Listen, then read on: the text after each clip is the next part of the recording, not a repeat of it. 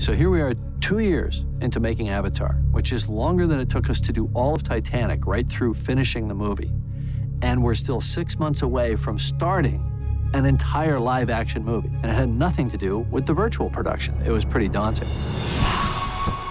One of the big challenges of designing this movie was that you have two completely separate worlds coming together with two completely separate modes of technology and two completely separate aesthetics. You've got the Na'vi, who are a weaving culture, and you've got the humans who work with technology, with metals and electronics and with composite carbon fibers, all of this sort of thing, advanced military weaponry. And we had basically different artists worked on these two different cultures. We brought in people like Ty Ruben Ellingson and Ben Proctor and Paul Osmo, who all worked on that type of material. Most directors are content to have something kind of look cool, and Jim, it's just not his world at all. When it comes to mechanics and man-made objects or bits of technology or bits of architecture, vehicles, all this sort of stuff, he wants it all to work. He wants it all to make sense. He wants to see an engineering mindset was put into it, a practical mindset. Why is this handle here? What is this piston doing? It's not about strict sort of art direction and cosmetics. It's a more thoughtful design process, and he holds us all to that standard. All the way from Earth to Hell's Gate, it had to have a human scale to it. It had to have a human livability in it. Jim wanted this contrast of gray tones and kind of depressed look to everything. It looked livable. It looked like it had been there for a long time, or it looked like it kind of gone through the ringer a bit. Of course, I love all that hardware stuff. I'm an unrequited engineer. I worked with Ty very closely to make sure that the amp suit's shoulder motion would work and was thought out in terms of the various articulations and where the servos would go. Range of motion was all thought through, and where the power supplies would go, where the servos would go, and all that.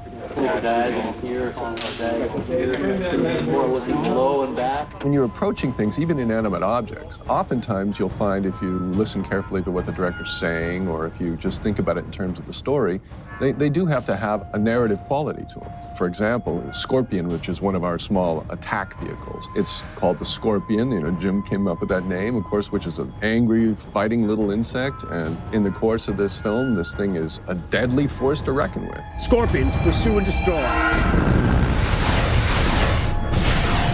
So you want to build that into your design. You want this thing to look aggressive and arrogant and powerful, badass little killing scorpion. That's the shapes, that's the marks you make, and that's what you hope to get on screen.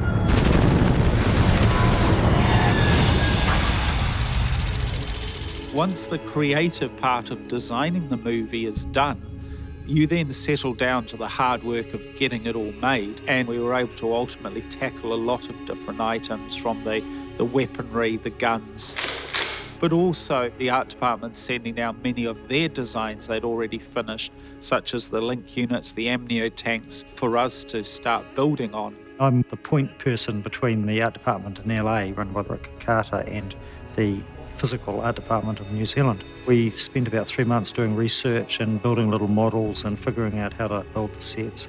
Getting a construction plan and process based on what information, because this was fast-tracked in that they were still designing the sets in LA that we would be building in New Zealand. So we would take every little morsel, every scrap of information we got and run with it.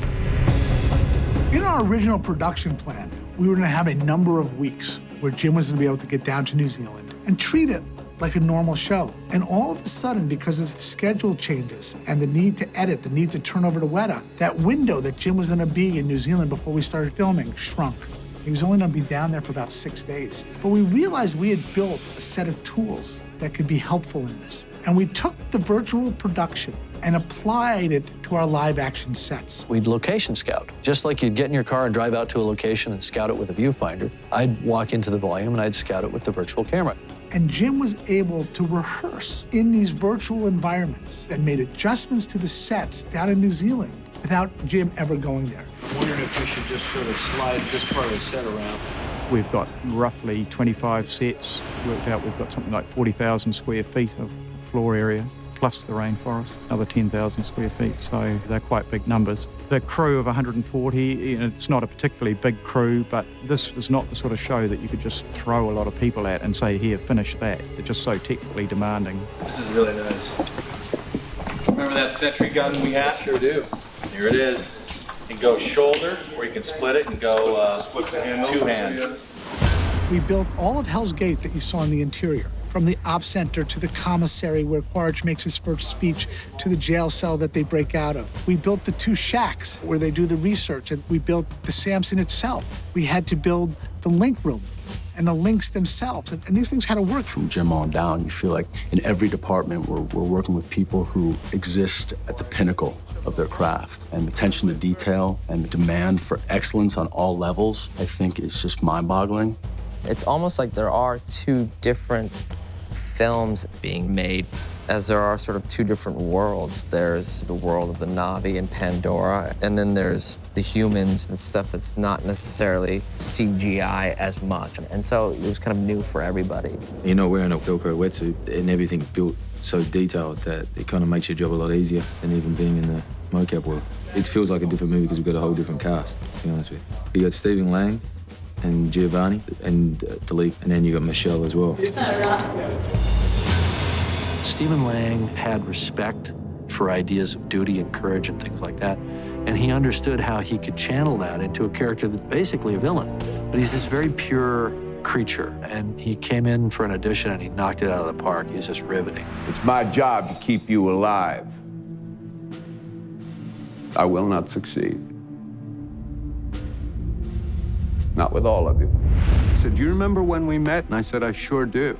And we'd only met once before, and it's about 20 years ago. It was for Aliens. And he remembered the audition very well. And I find that kind of wonderful, that you can audition for something and then 20 years later you get the part, you know? I think it's great. There is time to salvage the situation. Park Shut your pie hole. Or what? Ranger Rick, you gonna shoot me? I can do that.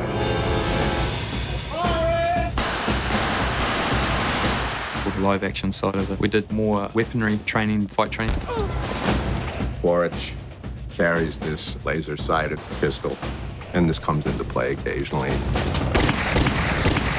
We work with Stephen inside the amp suit and make it look like that he's been doing it for the last 6-7 years. They didn't build this base for a guy in a wheelchair. They built it for able-bodied soldiers. You know, you have to work out how to do it. We took him along to a local basketball game in the wheelchairs playing basketball, which was pretty cool. Me and 10 other stunt guys got some wheelchairs from the hospital and smashed them up a bit. And then you realise that your attention shouldn't be on the wheelchair, it should be on where you're going or what you're aiming for.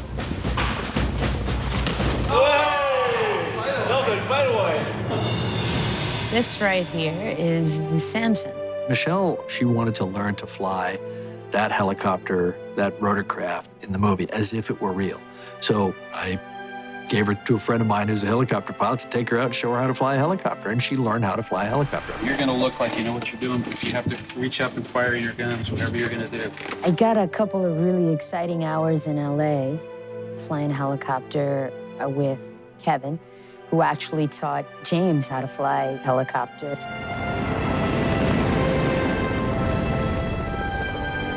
There's something about being in the air that's just beautiful. Thank you for flying Air Pandora.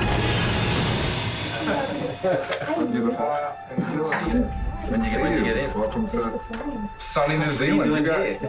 We never really felt like we had this first day, except when we went down to New Zealand, because that was a truly new break for us. I can just have everybody's attention for a second.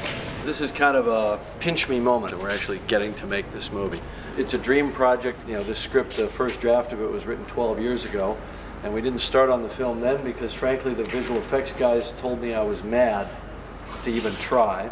We had high expectations coming into this, that we were going to see something exceptional, and I would have to say that our expectations have been not only met, but exceeded by the workmanship, the dedication, the professionalism. And I just wanted to take this opportunity to thank everybody for what it's taken to get to this moment. Now, we obviously have hurdles ahead. There's no such thing as an easy shoot. I think, you know, when people wrap on time, it's because they ran out of ideas. So, don't count on that.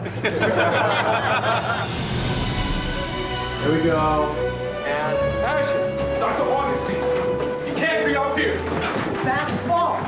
The thing that's hardest to understand about all this is we actually created two completely separate camera systems that had completely different jobs. One was our virtual camera system to capture actors and shoot them virtually in a virtual environment. The other one was the Fusion camera system, which was for shooting live action actors and sets in 3D. Okay, that's a cut.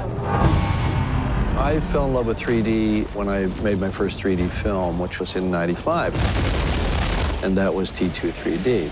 The logistics and the technology required were enormous. The cameras were the size of refrigerators. This didn't seem to be practical. So the Fusion camera was an outgrowth of all the 3D camera development that Vince Pace and I had done for several years previously. It was designed to be a state-of-the-art professional cinema camera for 3D production. When we first looked at the camera system, we called it the reality camera system, or the RCS, because we were trying to mimic the human eyesight experience, so reality, if you will. Then Jim came with the name Fusion, which really is fusing creativity and technology. It's fusing the two images to form one, and that's really what we're doing. The design of the camera has been researched for a long period of time. What they've done is just take all the weight off a 3D system and essentially assemble two cameras with a beam splitter that are able to simultaneously photograph two images at the same time. And you have a series of servos that basically you can align the two images or disalign them according to how much 3D you're looking for in a shot. I've never done a film in 3D, so the experimentation was really enticing for me. Technology for the 3D, it takes a little getting used to because it's like there's two cameras and they have to just check the I/O every once in a while. And it's not that different, but just a little bit different. And you learn quickly, like, it's a technical marvel. Like, the fact that the cameras will photograph the same exact thing the same exact way, what your eyes do naturally. It took years and years to develop to make the cameras do it. Cut! Once we're done shooting a scene, you can just walk 15 feet away, get yourself into a pod, put on some glasses, and watch your scene in 3D. A lot of our sets, we made the decision not to build full sets. We would put in green screens and we would do set extensions. Roger that. If you take the link room, for example, we only built one side of that set. It was a mirror image on the other side, and we were able to fill that in digitally. Where we are right now is one end of the armor bay, and it goes, about 50 feet. You realize that the armor bay is probably 10 times as long as we have it. It's absolutely filled with heavy weapons and amp suits. There's your man. See you on the flight line. Our probably biggest gag on this will be the emotion base we built for the Samson. It's huge, it's the size of a bus. So. We also have the Samson in the back lot, which is going to be hung from a large crane. It's really cool. They basically land the thing. All the guys jump out just before it hit the ground. I don't know how many feet in there. It was probably about 40. And they turn on these massive fans to make all of the foliage in the ground move. It's been the whole gamut of effects, really. Things breaking, simulated helicopter flight, bullet hits, fire.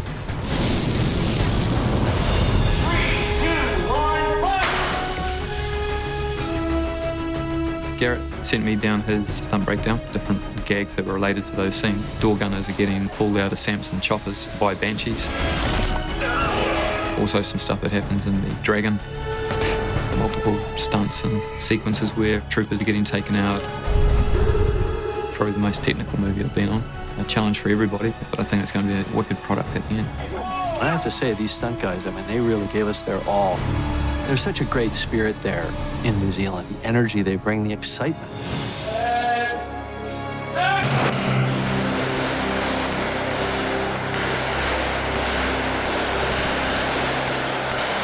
The live-action shoot, as it turned out, was exhausting.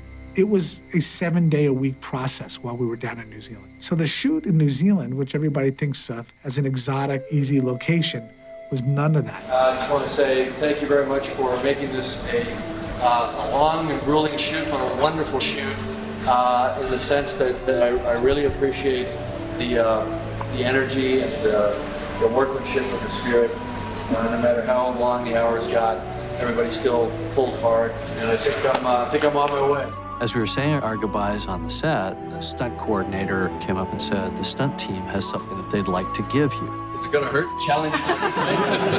And I turned around, and here they all were, these New Zealand stunt guys,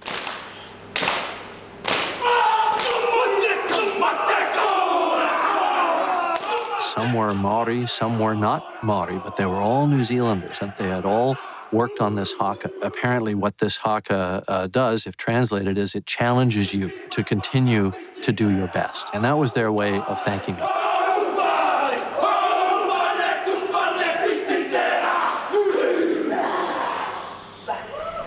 And they handed me the taiaha, which is the ceremonial staff. And that was their way of saying, New Zealand thanks you for bringing this project here and for making us a part of it. And it was a very, very emotional moment. We'll be back. All right. All right. See you back. All right. Thank you. The whole time I was in the volume, I said, you know, if I was shooting this, it'd be so easy. You guys just spent 5 minutes trying to move one light 20 degrees around the subject. And if I was there, I could reach over and move it myself, and it would take 20 seconds.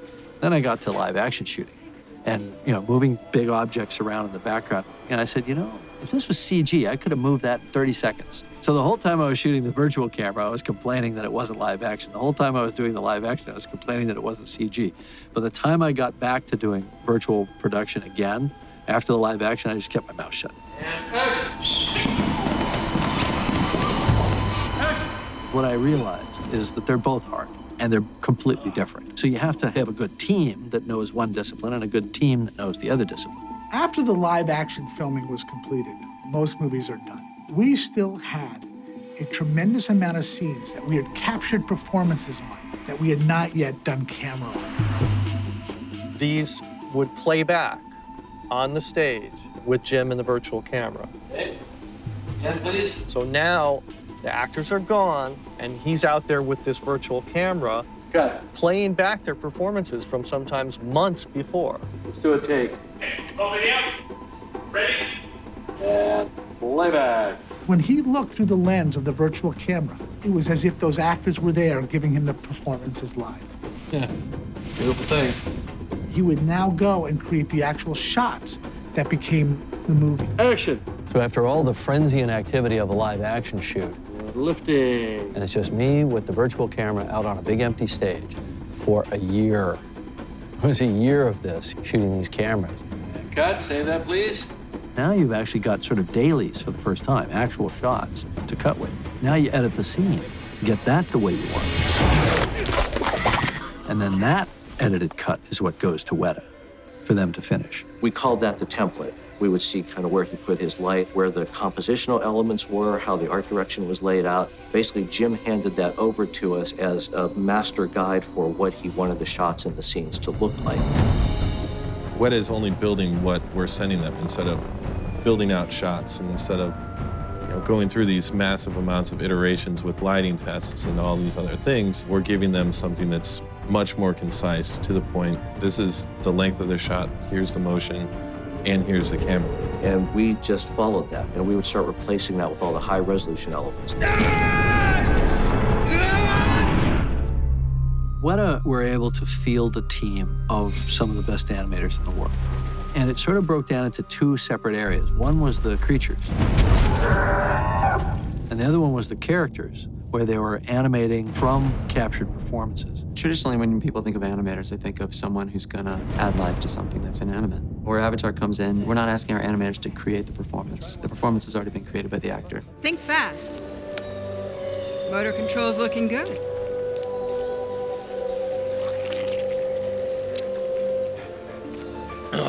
The animator's job is to analyze the performance, analyze every detail of it, and make sure it's coming across. It was very important for us to make sure that whatever Zoe did, whatever Sam did, actually came through their avatars onto the screen and played as convincingly as when they were on the stage.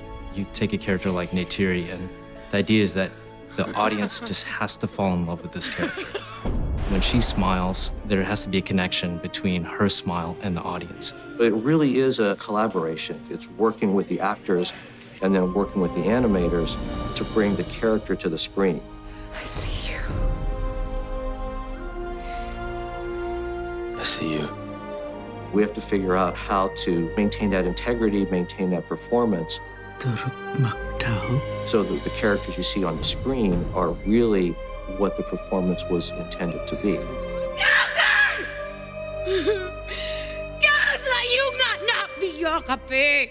We had the actors on set at Weta Digital, we scanned them with our own software. And that's when we were able to take 60, 70 different fax poses from them, default states, eyes looking left and right, up and down. Any kind of data we could get from the actor just to make sure that the eyes really did feel like Zoe and Sam. The eye motion and the eyes, it's something that's kind of overlooked in a lot of animation films. Our eyes work independently of our bodies and our heads. They also do these little subtle movements. That was another thing we looked for with the reference. It's one of the reasons why the eyes came to life in Avatar. We studied all those details and we made sure they were in there. We made sure Neytiri's eyes were locked on Jake when she was arguing with him. What are you saying, Jake? You knew this would happen? Yes. But the real trick to it was figuring out what they call the rig. And the rig is how they program the facial muscles to work. And we all have the same facial muscles, but they're in different proportions, and the way in which they fire, meaning how your brain controls your face, is different for every person. And this took months and months for each character, and it had to be done individually for each character. I will stand and fight. The reference cameras play an integral part in how we evaluate, study the detail within each performance. As good as our facial capture system is, if we really wanted to just see the subtleties on somebody's face, there's nothing better than just seeing a close-up, high-def video of that. They live, Jake. Within Eywa. The stress with the animators was to actually animate to the reference camera, and then we'd make sure the performance looks the same, or all the details are in there. Navia. Luyo. And then we'd go back to the actual shot camera and see if there's anything lost. Usually you had gained a lot by doing that. 85% of this is taking from the actors their performances and preserving them in their computer-generated characters. I see you. I see you. But that last 15% requires animators to come in and add things like the tail and the ears. You had to study cat and dog and other animal behavior and incorporate that into how the ears moved, how the tails moved. We studied lions, and we incorporated that into our character. So in a way, the animation is a turbocharger on top of this whole facial capture idea. You should not be here. When Neytiri is furious with Jake, her ears flatten out and her tail's going back and forth. So there's a total character that's created. The animators have taken what the actors are doing and gone even beyond that. And it's a lot of fun to watch. How you feeling, Jake? Hey, guys. It is my performance. This thing walks and talks and acts like me. And it's my interpretation. Even though I'm big, 9 foot tall and blue, it's got my personality. It's got my soul. By the numbers. Jake! Listen to me. You're not used to your avatar body. This is dangerous. This is great. Zoe really enjoys watching the footage of her as Neytiri, because Neytiri is this creature that's of her, created by her, but it's apart from her as well. She looked so sexy. She was so cut and long and lean. I was like, damn. The first sequence that we turned over to Weta Digital, we turned over in February of 2007. We did not get it back until May of 2008. Those first shots that I finaled, which was the scene where we first see Neytiri and she draws the bow and the wood sprite comes down and lands, they were so gorgeous that all of a sudden it was this moment of, holy crap, that looks real. She looks completely real. And then we just sit there and go, hey, look at that. Finaling those first 10 or 11 shots in that scene was absolutely critical. That's the moment where we knew this movie was going to work. We didn't know yet if we could get all the other 2,600 shots done, but we knew we could make a real character.